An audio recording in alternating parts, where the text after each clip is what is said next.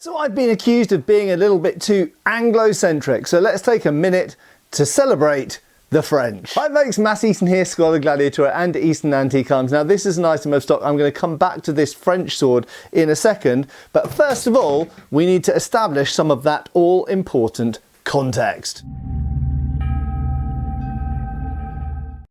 So in the 18th century, the absolute epitome of gentlemanly swordsmanship was the art of the small sword or dueling sword. That is an entirely thrust-centric, most of these have no cutting potential whatsoever, they are a triangular skewer, a completely thrust-centric dueling sword. Okay, so this is the sword of the duel. This is an original Colishmard type. We've looked at these in previous videos, so check those out if you want to know more about small swords.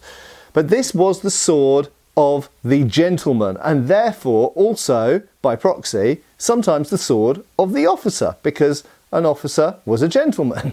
So what we sometimes find is these swords, despite the fact that they were really designed for dueling one-on-one, they were carried in civilian life as a status symbol and a symbol of the fact that you are a gentleman and you theoretically in some countries have the right to duel, and that was made illegal in quite a lot of countries quite quickly, but nevertheless people did it. And so you were a gentleman, you were an officer, so sometimes when you went on campaign, went to war, you wore a small sword because that was the emblem of your gentlemanly class.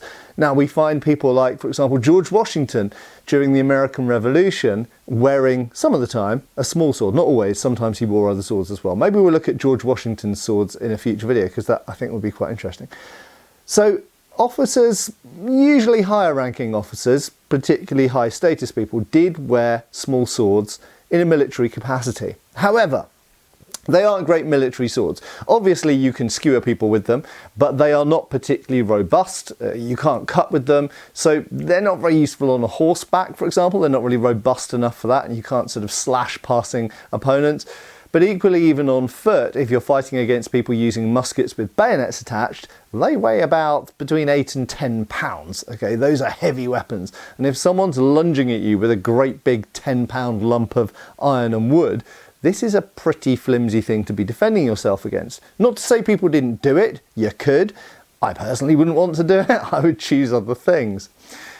So they wanted a sword which was sort of like a small sword, but a little bit beefed up for military life. And that's what brings us to what regular viewers of this channel will obviously know all about: the Spadroon. Okay, now this is an English 1796 one. It's actually on my cleaning bench at the moment.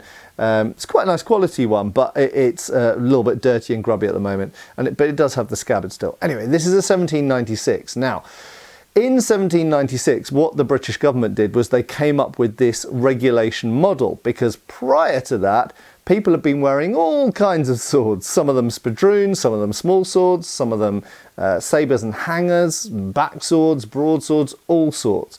So fundamentally, in the 1700s, in most of Europe, a lot of officers, and in some cases even, you know, like private soldiers, weren't using kit or equipment that was universal or regulation across their militaries.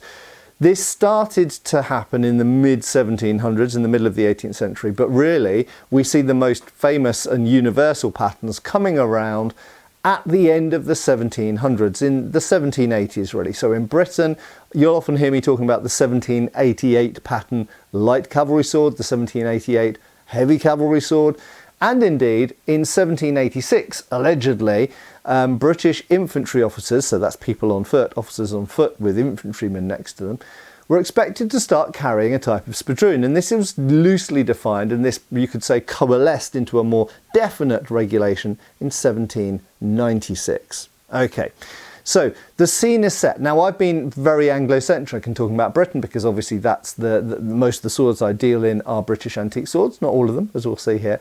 And that's what I know the most about. However, very similar situations were happening across Europe and of course in France. So the standard sidearm or weapon of self-defense for an officer of infantry in the late 18th century, so as we go into the Napoleonic Wars, was usually a Spadroon, or what's sometimes termed an épée, or sometimes a degen. And that is essentially a sword like this. Okay, it's a sword that is a bit beefier than a small sword, okay, but has a fundamentally similarly designed hilt.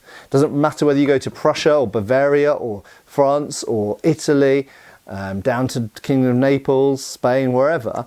Most military officers at this, infantry officers at this time, were carrying a form of sword which was approximately similar to this. Usually with shell guards on the side, though not always. Usually with a knuckle bow, though not always. Some kind of pommel, and then a blade which was essentially a compromised cut and thrust blade. However, I have to say, if we talk about the balances of cut and thrust, the Spadroon is more in favour of the thrust than the cut.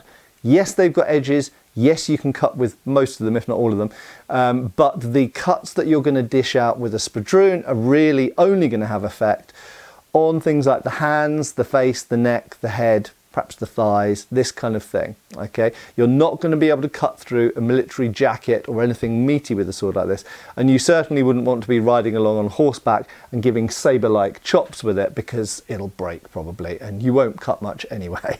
Okay, so yes, it hurts. Yes, it can wound and injure or defend you. Yes, you can parry beefier things with this than you can parry with a small sword, but primarily this is a thrusting weapon. So, the Spadroon was used in France, okay, and most infantry officers, as we go into the Napoleonic Wars, were carrying a form of thrusting sword that we now refer to as an épée, okay, which just actually means sword.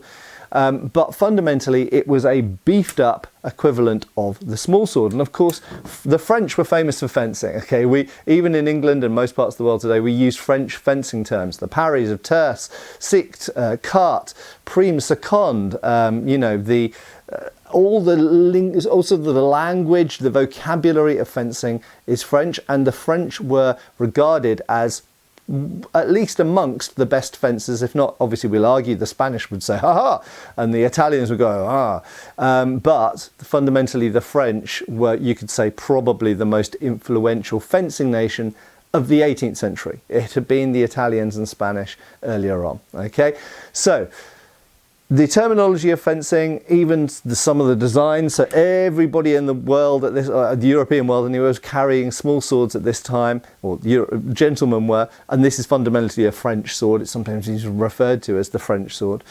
So épée, when we're talking in this context, means a beefed up version of the small sword for military life. However, as I've alluded to here, when you're on military campaign, there are certain qualities you want from a sword which might not be answered by a small sword, or even indeed by a Spadroon. Now, Spadroons stayed around. They were still being used in the American Civil War by sergeants, for example, and they were still being used in various European countries well into, well, you could say right the way through to the end of the 19th century, actually.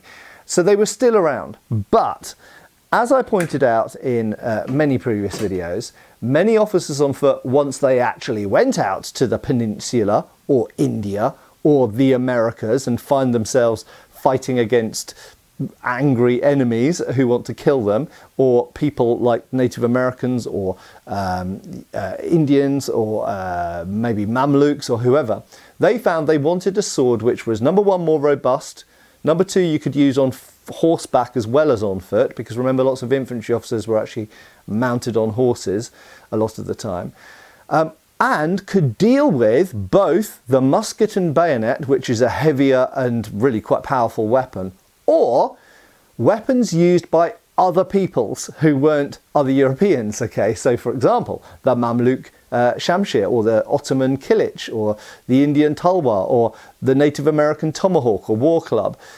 This kind of thing, okay? So they ended up going back away from these rather specialised pokey sticks to things which could cut a little bit better and parry a little bit better. And I think often we get fixated on the cutting power, but we forget about the fact that with any sword, you also need to be able to defend, okay? And if someone's swinging an axe at you, parrying with the Spadroon is not particularly easy. So slightly beefier swords start to come in. Now, this is a 1796 light cavalry sabre. Okay, it's part of my stock for Easton Antique Arms. This was highly influential in Britain, so much so that lots of officers in the early Napoleonic Wars looked at their Spadroons and went, yeah, nah, and put that away, and they went out and got themselves cavalry sabers, or they had swords made for them based on and inspired by rather these cavalry sabers. Hence we end up with the 1803 pattern saber, which is every much as bit regulation as this, and essentially it seems like infantry officers could either have this or the 1803 saber. It was personal choice, and you can understand all of the reasons why you might choose one or the other. Now, in 1803, what actually happened was the British government looked around and they went, loads of these officers are carrying sabers that they've picked up. They're not carrying the regulation Spadroon. We can't stop them from doing that, and clearly they're good fighting weapons. So what we'll do is we'll make it look like it was our great idea, and we'll introduce the 1803 pattern saber. And therefore it will be regulation, and they will be very good officers and doing exactly what we want them to do, even though really in this case it was a question of the War Department actually bending to the will of what the officers were doing already, and then just taking credit for going, oh look, it's regulation. So they looked at the sabres that were being used, they came up with a design that was quite similar to some of them, and they went, this is the 1803 pattern, lads, now you can all have this. And they all went, we've already got one. But anyway, so you can see that in the Napoleonic Wars, when there was suddenly large-scale war in Europe, which there hadn't been for a little while, so we're talking about the 1790s here and into the year 1800 and just after, obviously 1803 pattern. The Peninsular War beginning as well as in the early 1800s, lots of officers wanted to switch to sabres. And it wasn't just the British. This is where we'll go away from the British now. So the French had been using various things, including various types of French officers, this is infantry officers, various types of smallsword, épée, and indeed their own forms of spadroon. And exactly the same as the British, lots of the French officers in around 1805, they looked at the 1803 pattern that the British were starting to use and looked at other sabres that other nationalities were using, like the Prussians, and they went, we want some of that. And so they did. And here we have a Napoleonic infantry officer's sabre. Now, this was actually quite a popular model, so much so that it seems to have become almost pretty much the standard sabre for infantry officers. Now, I'm not entirely sure what year this model has. So often when we talk about French swords, they have a year 9 or a year 13. And this is, what does this refer to? It's the year after Napoleon came to power. So if it's an ANIX, that's a year 9 sword, that is the 9th year of Napoleon's reign. Okay, so it was kind of like, history's begun again. We've got Napoleon. We got rid of a king. We had a revolution, power to the people. What should we do now? Let's get an emperor. I'm kidding. I'm kind of not kidding. But anyway, so with imperial French swords, they're named, at least in this period, they're named after Napoleon's reign. Right, so we end up with this sword, and I've never seen this described as an AN anything. If you are French, if you are a French sword collector, and you've ever heard this referred to anything as anything in particular, like a particular model year or an AN whatever, let me know. But I've never seen it referred to as that. And it could be because it wasn't technically regulation. Much like the 1803, I think this was an optional sword rather than a mandatory sword for French officers. In any case, this is interestingly made by a Solingen maker. If you want to look at some more pictures and stuff, I'll actually link to this product down below. It's sold, but you might want to see some more pictures of it and so on and so forth. So this was actually made by a Solingen maker because, of course, the French under Napoleon were rather kind of conquering what was around them, and so they were finding it quite easy to get swords from Solingen makers made for them at this time. So this is actually a German-made sword for a French officer, possibly even for a German officer in French employ, because there were plenty of those as well at this time. So, is it a good sabre? Yes, it's great. I absolutely love it. It's got a pretty long blade, about 34 inches if I remember correctly, and it's really, really nimble. So if we hold this, you can either hold this in hammer fist grip or with the thumb up the back. I'll talk about the grip in a second. But it moves absolutely fantastically. It moves more nicely actually than most 1803 pattern swords. Comparing it to the British 1803, this has got less cutting capacity. It's a more narrow blade, more like later 19th century, like Victorian era swords actually. and it has the typical French asymmetrical point, which is okay for thrusting, I guess, but it does mean that you've got to make, if you want to make a direct thrust like that, you wouldn't want to do it at that angle in medium. You'd very much want to make sure that you're thrusting in tierce or quart, or even in seconde, for example. Okay, so you want to kind of, it's a bit of a curved thrust in order to bring that point in line with the motion. I would say spear-tipped points are obviously better at thrusting. That being said, the 1803, the British 1803, actually has a hatchet point, so it's definitely worse at thrusting. So this is a better thruster. Probably not such a good cutter as most 1803s. It depends on the particular 1803 because there's variations. But this is a bit longer as well. So compared to the British offering, this is longer, a little bit more nimble and responsive, better thrusting capacity. I actually really like it. And I've got to say, compared to a typical 1803, I actually think this is a better saber. And I don't think there's any coincidence that when we go later in period, if I just grab another sword from here, when we go to later Victorian era sabers, we actually end up with the width and length that is more similar to this French sword. So there we go. I think they got the blade proportions right with this.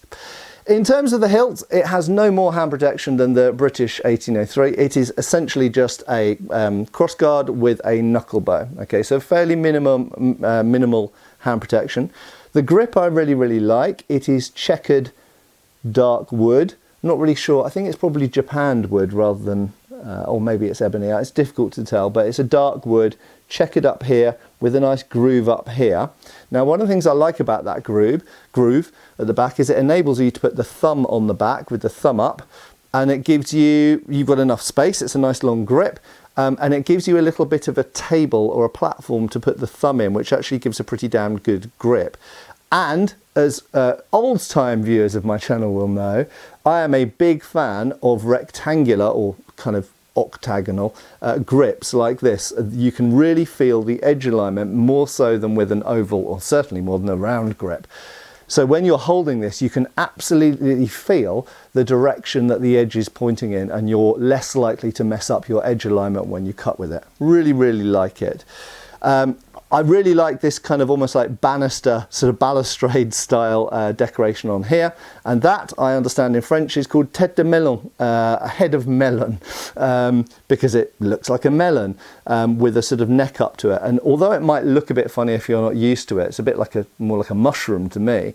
It's actually super comfortable to hold. It gives a really nice smooth platform for the little finger, for the lower finger down there. Sits in the hand, but also acts as a really good hand stop to stop the hand sliding off. I also like these languettes. This sadly doesn't have the scabbard, but those languettes help engage the sword on the scabbard throat and stop it falling out so easily. But they also give a good strengthening junction between the grip, obviously the guard that they're attached to, and anything above to help protect it if you fall off a horse or something like that. Now, there is one unusual detail. You will have noticed it's blue and gilt, incidentally, which is an optional extra for people who've got money enough. So nice decoration and fairly nice bright blade for the rest of it. An interesting, unusual thing about this that I should point out, if you're not familiar with these swords, they pretty much always have brass guards and pommels. Why this one is iron or steel, I've not been able to establish, and I've been honest about that on my website. I don't know. I haven't been able to find another one which had a steel guard and pommel, steel hilt fittings. Maybe it indicates a particular regiment or guards regiment, maybe, or maybe it was just a one-off for a particular officer, and maybe this was originally gilded. I don't honestly know. There is one last possibility.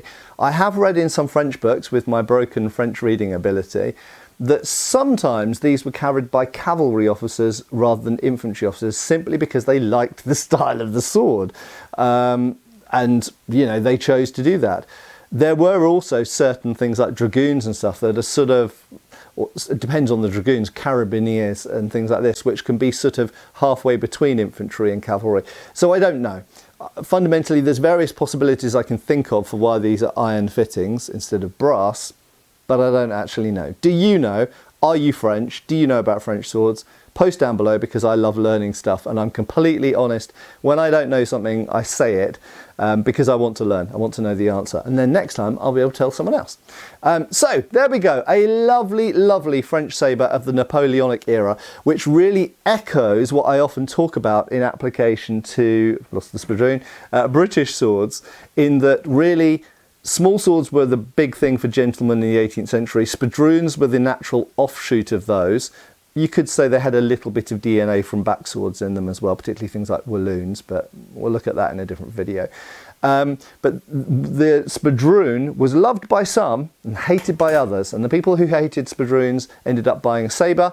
We've looked at the 1803 before, and there's various other nationality ones, and this is the French offering. And very nice it is too. And when I can get my hands on another one, I will certainly do so, because they're really nice swords. Anyway, I have been Matt Easton. I will of course continue to be, and I hope I'll see you back on the channel really soon for another video. Cheers, folks. Thanks for watching. We've got extra videos on Patreon. Please give our Facebook a like and subscribe if you haven't already. Cheers, folks.